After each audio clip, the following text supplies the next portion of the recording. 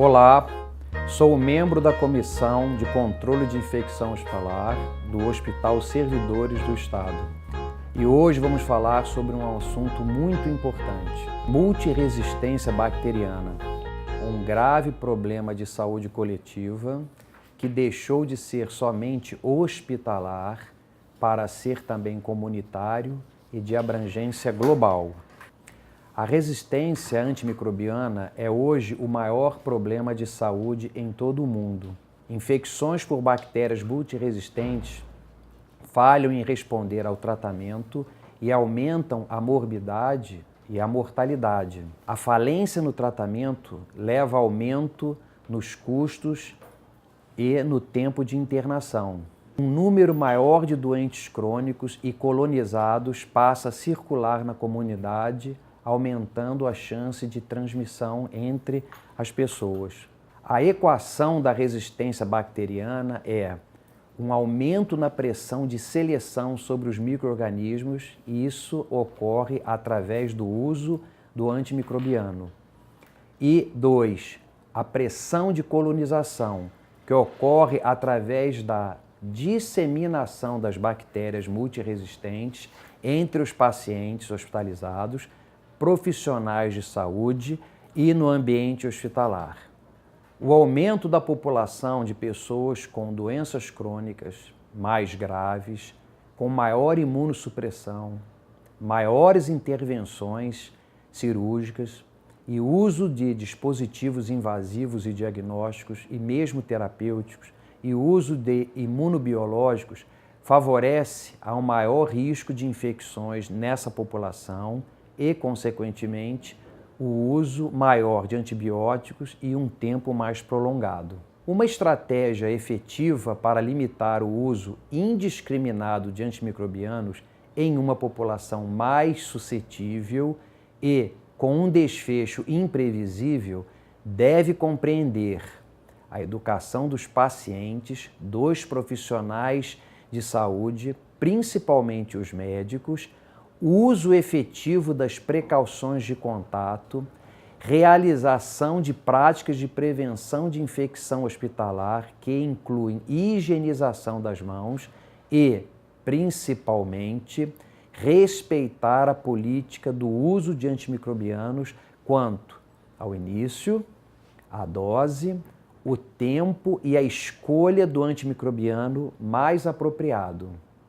O grande dilema no início da terapia é como acertar o antibiótico contra micro-organismos tão resistentes, como o Staphylococcus aureus, resistente à oxacilina, também chamado MARSA, com mix cada vez mais altos para a vancomicina, ou a Klebsiella e outras enterobactérias agora resistentes aos carbapenemas, e Acinetobacter e Pseudomonas aeruginosa sensíveis somente à polimixina e, em alguns casos, resistentes inclusive à polimixina. E mais, como tratar sem novos antimicrobianos?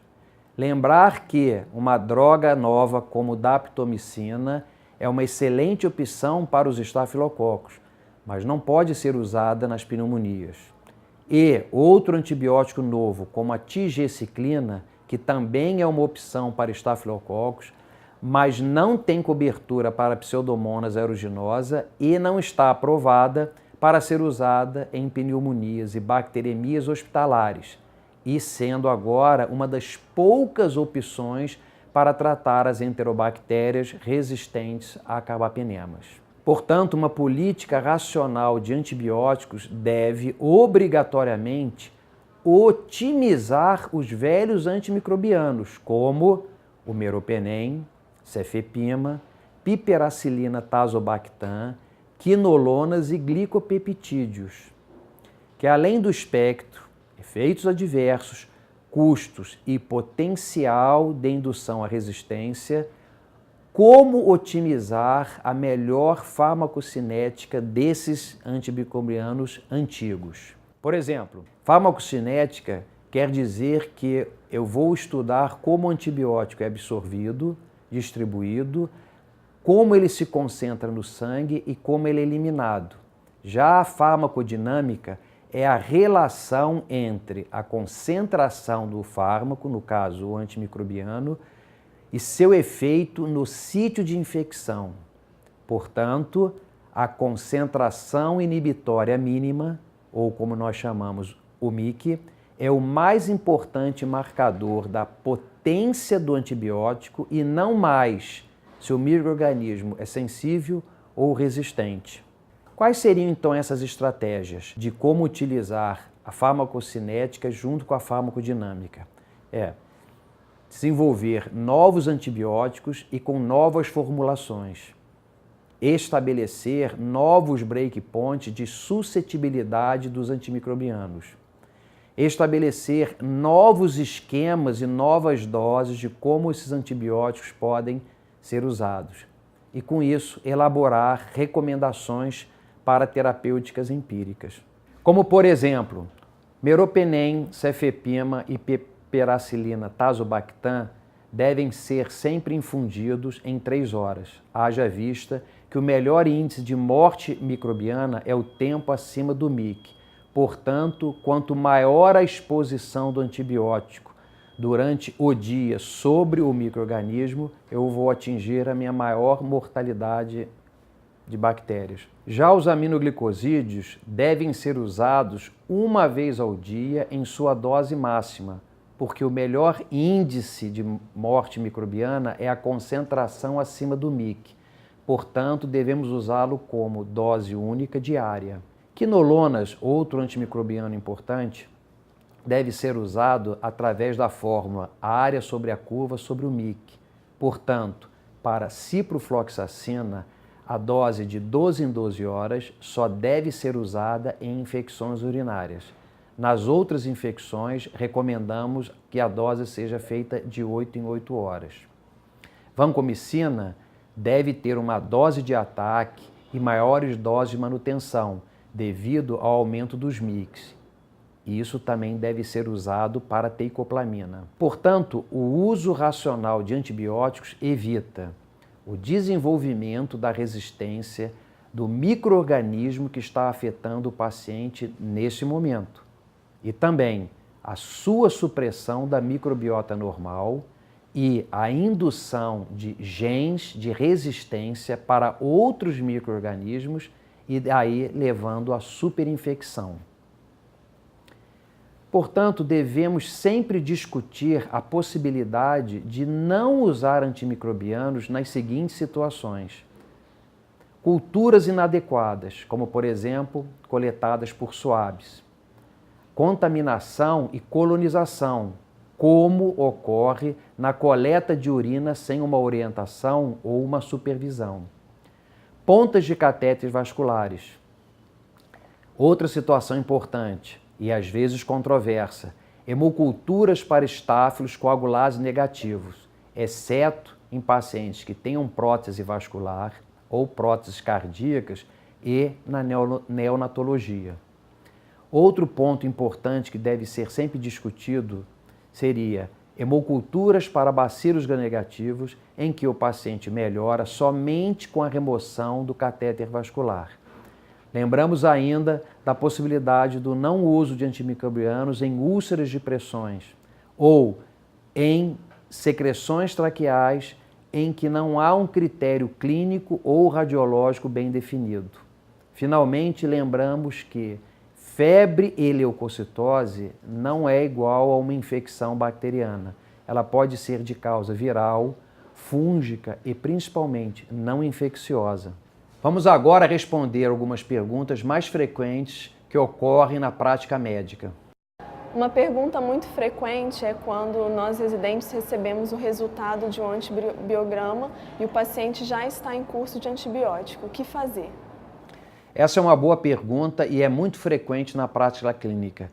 Um paciente iniciou antibiótico e agora eu recebo o resultado da cultura. Como devo proceder? Primeiro, é fundamental ajustar o antibiótico ao micro-organismos. Exemplo, nós podemos ter começado um esquema muito amplo e eventualmente com mais do que uma droga. E o resultado nos dá segurança para suspender uma ou outra droga e diminuir o espectro da droga que vai ficar. Outra situação é o paciente está em uso de um antibiótico inadequado e, no entanto, o paciente melhorou, ou porque retirou o catéter ou alguma outra medida foi feita. Nessa situação, nós devemos discutir e avaliar a necessidade de se continuar qualquer antimicrobiano, ou seja, o paciente seria retirado o antibiótico e ele continuaria sendo acompanhado ou vigiado clinicamente até a sua alta.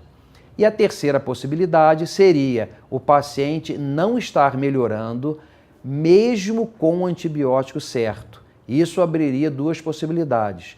Ou nós estamos diante de uma bactéria multiresistente, possivelmente o resultado do exame deu sensibilidade, no entanto, com um MIC alto, no qual nós devemos ou trocar o antimicrobiano, se for possível, ou usar o mesmo antimicrobiano ou um antimicrobiano dos chamados antigos e não novos e, através de PK/PD, ajustar a melhor dose, ajustar o melhor tempo de infusão e, com isso, melhorar a morte bacteriana e ter um resultado satisfatório. Não esquecendo que um paciente que não melhora pode também ter uma causa não infecciosa. Os exemplos mais frequentes são doenças virais, doenças fúngicas, efeitos de drogas, doenças imunológicas, neoplasias. Então, uma dúvida é se a higienização das mãos ela contribui para a redução da multiresistência. A higiene das mãos é a medida mais prática e uma das mais importantes para evitar as infecções hospitalares e a disseminação da multiresistência. Porém, ela sozinha é insuficiente. Outras medidas tão importantes como se fazem necessárias, como respeitar as medidas de precaução de contato, o uso racional de antimicrobianos e, principalmente, ser um multiplicador e um agente de colaboração dessas medidas no meio da sua equipe.